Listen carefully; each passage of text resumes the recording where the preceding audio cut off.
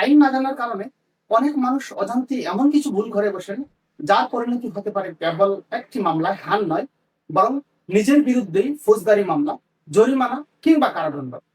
অনেকেই মনে করেন আদালতে একটু মিথ্যা বললে হয়তো কিছুই হবে না, অথবা কাউকে বাঁচাতে বা কাউকে ফাঁসাতে সামান্য তথ্য বদলে বললেও আইনের চোখ এড়িয়ে যাওয়া সম্ভব। কিন্তু বাস্তবতা সম্পূর্ণ ভিন্ন। আজকের ভিডিওতে আমরা বিস্তারিত আলোচনা করব কোর্টে মিথ্যা সাক্ষ্য দিলে কি শাস্তি হয়, বাংলাদেশের আইন কি বলে, কোন পরিস্থিতিতে আদালত নিজেই মিথ্যা সাক্ষ্যের বিরুদ্ধে ব্যবস্থা নিতে পারে, আর কিভাবে একজন সাক্ষীর বিরুদ্ধে ফৌজদারি মামলা শুরু হয়। গুরুত্বপূর্ণ এই আইনি বিষয়টি শেষ পর্যন্ত জানতে পুরো ভিডিও জুড়ে আমাদের সঙ্গেই থাকুন। প্র্যাকটিস এন্ড প্রসিডিউরে আপনাদের সবাইকে স্বাগতম। আদালতে সাক্ষ্য দেওয়া শুধু একটি আনুষ্ঠানিকতা নয়, এটি সত্য বলার একটি আইনগত দায়িত্ব। কিন্তু কেউ যদি ইচ্ছাকৃতভাবে মিথ্যা সাক্ষ্য দেন, তাহলে কি শুধু মামলার ফলাফলই বদলে যেতে পারে, নাকি সেই সাক্ষীর বিরুদ্ধে ফৌজদারি মামলা হতে পারে? অনেকেই মনে করেন একটু মিথ্যা বললে কিছু হবে না, কিন্তু বাস্তবে সেই একটু মিথ্যা একজন নির্দোষ মানুষকে কারাগারে পাঠাতে পারে, প্রকৃত অপরাধীকে মুক্তি দিতে পারে, এমনকি মিথ্যা সাক্ষ্য দানকারী ব্যক্তিকেও আইনের কাঠগড়ায় দাঁড় করাতে পারে। বাংলাদেশের আইনে আদালতে ইচ্ছাকৃতভাবে মিথ্যা সাক্ষ্য দেওয়া একটি গুরুতর অপরাধ, যার জন্য কারাদণ্ড এবং অর্থদণ্ড উভয় শাস্তির বিধান রয়েছে। আপনার একটি লাইক আমাদের আরো গুরুত্বপূর্ণ আইনি ভিডিও তৈরি করতে অনুপ্রাণিত করে, আর বাংলাদেশের আইন সম্পর্কে সঠিক তথ্য জানলে অনেক আইনি ঝামেলা এড়ানো সম্ভব। তাই এমন গুরুত্বপূর্ণ আইনি ভিডিও নিয়মিত পেতে আমাদের চ্যানেলটি এখনই সাবস্ক্রাইব করে বেল আইকনটি অন করে রাখুন। মিথ্যা সাক্ষ্য বলতে কি বোঝায়? সাক্ষ্য দেওয়ার সময় একজন সাক্ষীর দায়িত্ব হলো আদালতের কাছে সত্য ঘটনা তুলে ধরা। কিন্তু যদি কোনো ব্যক্তি জেনে শুনে সত্য গোপন করে অথবা এমন তথ্য দেন যা তিনি জানেন মিথ্যা, তাহলে সেটি মিথ্যা সাক্ষ্য হিসাবে গণ্য হতে পারে। সহজ ভাষায়, সাক্ষী যদি আদালতে সাক্ষ্য দিতে গিয়ে এমন কিছু বলেন যা তিনি নিজেই জানেন মিথ্যা, তাহলে সেটি দণ্ডবিধি আইনের 191 ধারার আওতায় পড়তে পারে। মনে রাখবেন, ভুলে যাওয়া আর ইচ্ছাকৃতভাবে মিথ্যা বলা এক বিষয় নয়। মানুষ ভুল করতেই পারে, কিন্তু জেনে শুনে আদালতকে বিভ্রান্ত করার উদ্দেশ্যে মিথ্যা বলা আইনত অপরাধ। মিথ্যা প্রমাণ সৃষ্টি কি? অনেক সময় কেউ সরাসরি মিথ্যা সাক্ষ্য দেন না, বরং জাল কাগজ তৈরি করেন, ভুয়া তথ্য সাজিয়ে রাখেন, অথবা এমন পরিস্থিতি তৈরি করেন যাতে আদালত ভুল সিদ্ধান্তে পৌঁছায়। এই ধরনের কাজকে মিথ্যা প্রমাণ সৃষ্টি বা ফ্যাব্রিকেটিং ফলস এভিডেন্স বলা হয়।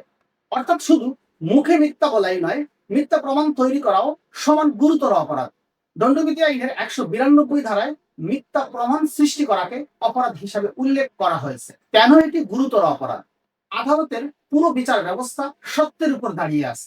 যদি সাক্ষী মিথ্যা বলতে শুরু করেন, তাহলে নির্দোষ ব্যক্তি সাজা পেতে পারেন, প্রকৃত অপরাধী ছাড়া পেয়ে যেতে পারে, এবং বিচার ব্যবস্থার প্রতি মানুষের আস্থা নষ্ট হয়। তাই আইন মিথ্যা সাক্ষ্যকে অত্যন্ত গুরুত্বের সঙ্গে দেখে। শাস্তি কি?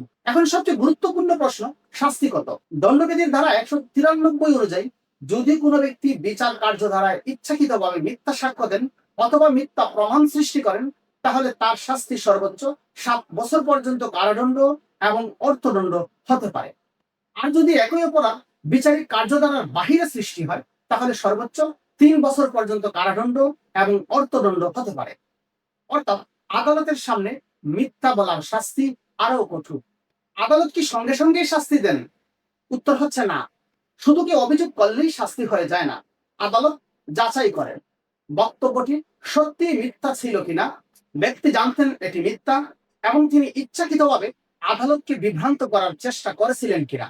এসব বিষয় প্রমাণিত হলে আদালত আইন অনুযায়ী ব্যবস্থা নেন। একটি বাস্তব উদাহরণ দিয়ে আমরা বিষয়টি এভাবে আলোচনা করতে পারি। ধরুন, একটি মারামারি মামলায় একজন সাক্ষী ঘটনাস্থলে ছিলেনই না, তবুও তিনি আদালতে এসে বললেন, আমি নিজের চোখে সব দেখেছি। যদি পরে প্রমাণিত হয় যে তিনি ইচ্ছাকৃতভাবে মিথ্যা বলেছেন, তাহলে তিনি নিজেই মিথ্যা সাক্ষ্যের অপরাধে অভিযুক্ত হতে পারেন। একইভাবে যদি কেউ জাল নথি তৈরি করে আদালতে দাখিল করেন, সেটিও মিথ্যা প্রমাণ সৃষ্টি হিসাবে বিবেচিত হতে পারে। অনেক সময় আত্মীয়তা, বন্ধুত্ব বা টাকার লোভে কেউ আদালতে মিথ্যা সাক্ষ্য দিতে রাজি হয়ে যান, কিন্তু এতে সাময়িকভাবে কাউকে সাহায্য করতে গিয়ে নিজের বিরুদ্ধেই ফৌজদারি অপরাধের ঝুঁকি হতে পারে। তাই আদালতে কখনোই মিথ্যা সাক্ষ্য দিবেন না। সত্য বলাই সবচেয়ে নিরাপদ এবং আইনসম্মত পথ। মনে রাখবেন, আদালতে শুধু সত্য বলা নৈতিক দায়িত্ব নয়, এটি একটি আইনগত দায়িত্ব। তাই কখনো আদালতে মিথ্যা সাক্ষ্য দেবেন না, এবং কোনো অবস্থাতেই জাল বা ভুয়া প্রমাণ তৈরি করবেন না।